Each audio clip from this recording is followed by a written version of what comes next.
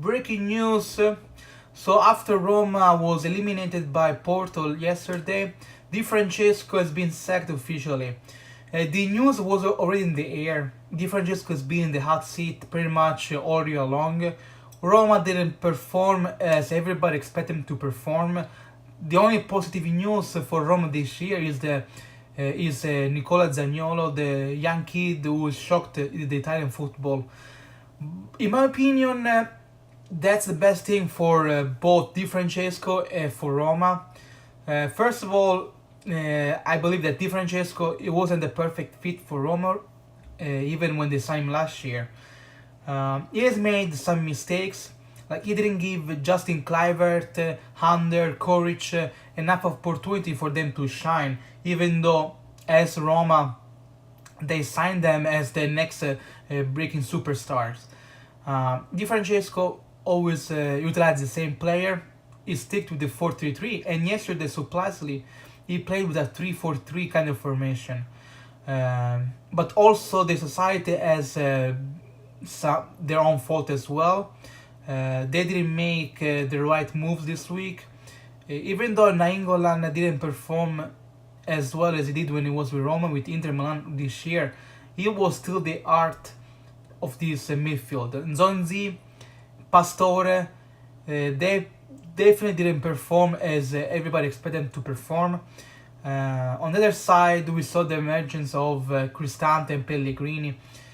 In my opinion, right now Roma doesn't have the roster that they had the previous years or 2 years ago. So Ranieri is gonna have the tough job to try to bring Roma back to the 4th place, which is important for the Champions League access. Overall, I think that it's the team's fault more than the coach's fault, because players like Pastore and Zonzi, even Zeko and Sharawi, they've not been performing as well as they did a couple of years ago.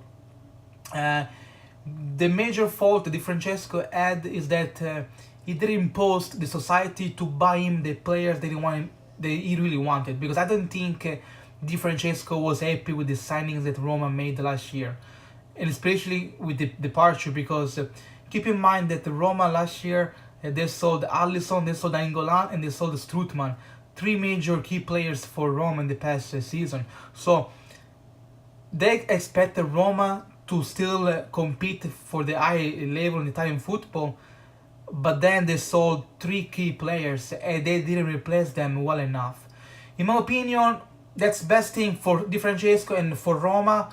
Let me know what you think in the comments. Ranieri in the past he's coached Roma.